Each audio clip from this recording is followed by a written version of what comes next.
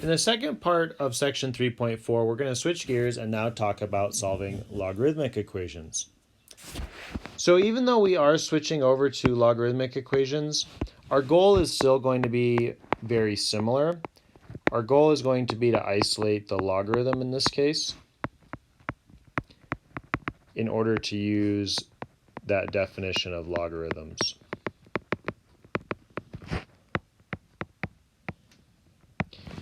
So we'll see what I'm talking about here in just a moment, but just keep in mind we're trying to isolate the logarithm and we're going to keep coming back to that idea of the definition of a logarithm.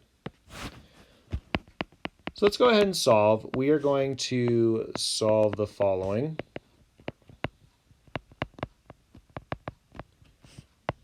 Equations. And once again, I'm going to request that we get the exact solution, but we will also, just like in the previous video, we'll discuss what the approximate solution might look like. All right, so let's start off with something we haven't done a whole bunch of. 2 times, the natural log is what I meant to write. 2 times the natural log of 3x plus 1 minus 1 equals 7. And that kind of looks like a 7 there, so let me go ahead and erase that. That was supposed to be a 1.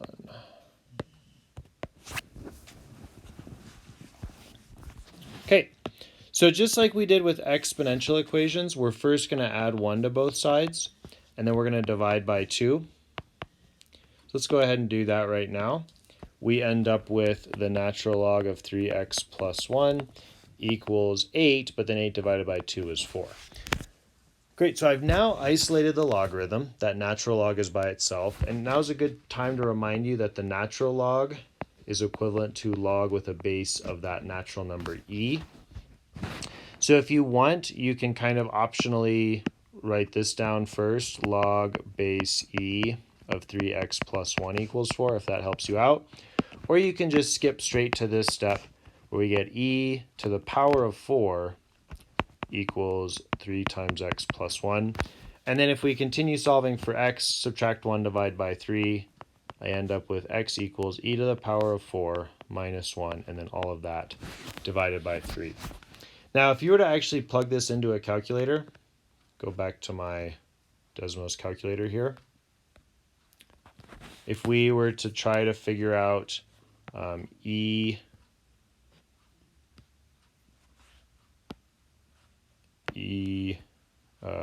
to the power of 4. Notice that it's this kind of crazy number. It's 54.598, and that's because e is really this also a crazy number, 2.7 something something something.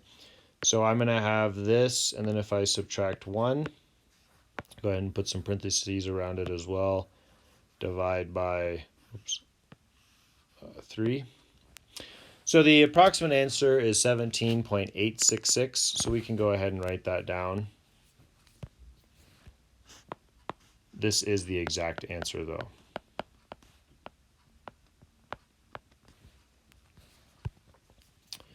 So just as a reminder, this is the exact answer, and this is the approximation.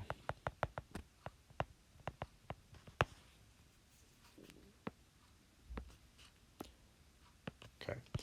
So this problem served 2 purposes. It started off with a more straightforward logarithm problem, but also was a reminder of the natural log base e. Let's switch gears now and make this a little bit more complicated. Let's talk about a problem where we might have to do a little extra work first.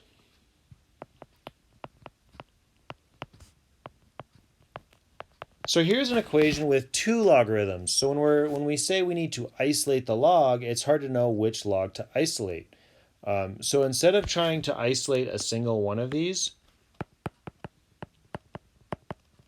we're actually going to combine them into a single logarithm using the properties from the last section. Because it's much easier to isolate a single log than 2.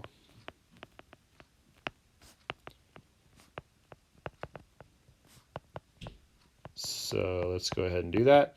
Notice it's addition, which turns into multiplication. So I end up with, let's go back to my color coding, log base 7 of 3x times 5. Oops, I messed up there. It's not times 5 because I also have, forgot about this 2 out front. So first I have to deal with that 2. And remember, when that's out front like that, it becomes an exponent. So it's actually going to be 3 times 5 squared. And then all of that still equals 2. Continuing on, we would get log base 7 of 3x times 5 squared gives me 75x equals 2. And now we have isolated the logarithm. We just have one single log. So we can use the definition of logarithm to convert this to an exponential equation.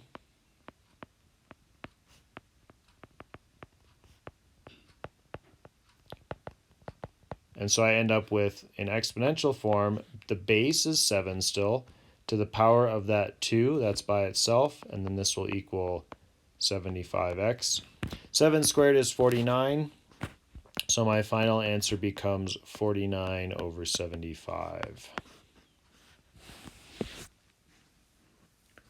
Now let's see what this would look like if we actually did it on Desmos. So let's go ahead and use the Desmos calculator again. We're going to use y equals log base 7 of 3x plus log base 7 of 5. I forgot that 2 again, so let me go ahead and back there and add it. So that's our first graph. We can't see it yet because the scale is all wonky. And then the second graph is going to be y equals 2. So let's go ahead and let's zoom in pretty far. There we go. Let's click on this. So it's 0.653. Let's go ahead and see if that's correct. So we ended up with 49 divided by 75. So it is actually 0.653. So we did it right. Now this is also just a great way to check your answer. Once you've come up with a solution, you can always go back and double check that it's correct if your decimal approximation matches the Desmos answer. Okay, let's just do one more problem. Then we'll be done with section 3.4. So we're going to come down here. Let's do part C. And C is log base 5 of 3x squared minus 38 minus log base 5 of x minus 2. Let's just have all of that equal 1. So once again, we're going to have some trouble isolating because there's actually 2 logarithms. So let's go ahead and combine these two using subtraction turns into division. So I'm going to have log base 5 of 3x squared minus 38 over x minus 2, and all of this equals 1. We have isolated now, so I can use the definition. So I get 5 to the power of 1 equals 3x squared minus 38 over x minus 2. Now to solve this, well, first of all, 5 to the power of 1 is just 5. But to solve this, we really need to get this factor out of the denominator, so I'm going to multiply it over to the left-hand side of the equation. And now that I have this set up, I can distribute the 5x to each. And I actually end up with a quadratic equation to solve. So let's go ahead and get everything to one side. So I'll have 0 equals 3x squared minus 5x minus 28. And now I need to factor. So let's go ahead and multiply 3 times negative 28. And I end up with negative 84. So I need to find two numbers that multiply to negative 4 and then add up to negative 5. I believe those will be negative 12 and 7. And so then if we go ahead and factor this, we end up with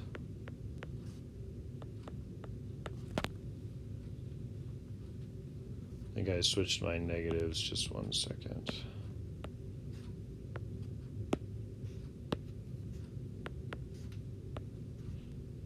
No, I did. I had it right. Okay. Okay. So I end up with plus 7x minus 12x, which gives me the correct answer. So solving for x, we get negative 7 over 3, and we also get x equals 4. All right, let's take a look now at the graph and make sure that these are correct. So I'm going to go back to my Desmos here. We're going to go with log. Let's just erase these. All right. So I have log base 5 of 3x squared minus 38 minus log base 5 of x minus 2. So here's what that function looks like.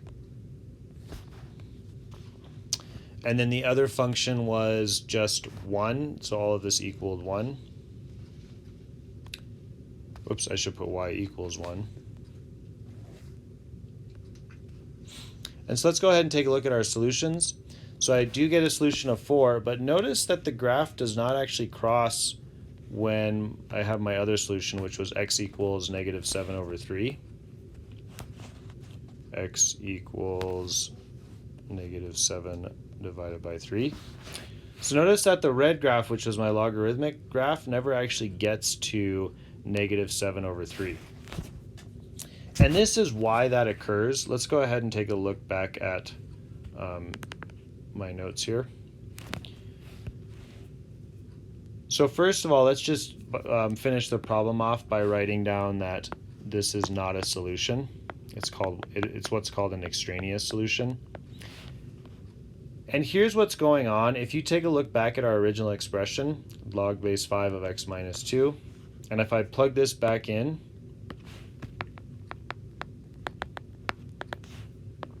so I have log base 5 of 3 times negative 7 over 3 squared minus 38. And then I also have log base 5 of negative 7 over 3 minus 2. Excuse me. So what we're seeing here is this is actually negative. And remember, you can't actually do log of a negative number. It's kind of like dividing by 0. It's just does not exist. If we start talking about imaginary numbers, there is a way to do this. However, you won't ever see that until probably a second or third year math course in college. So we will never get into how logarithms can be made imaginary, so don't worry about that. Just know that log of a negative number does not exist. And that's due to the asymptote. So that was really well illustrated in this graph here. Notice how there is an asymptote occurring, and the graph can never pass that line. So if we were to write down the answer to this problem, we would really only want this one. We would just say x equals 4 is the only solution. Now, sometimes you won't have any solution. You'll do all this work and you'll get 2 extraneous solutions or 1 extraneous solution. Other times, both solutions will work, or there will be some times where we get both that we saw in this case. And that brings us to the end of solving logarithms. Overall, they're pretty straightforward, I would say, because it's just a matter of combining into a single logarithm and then using the definition to get your answer. But there are a couple of little rules to keep in mind, especially when it comes to extraneous solutions. And that's it.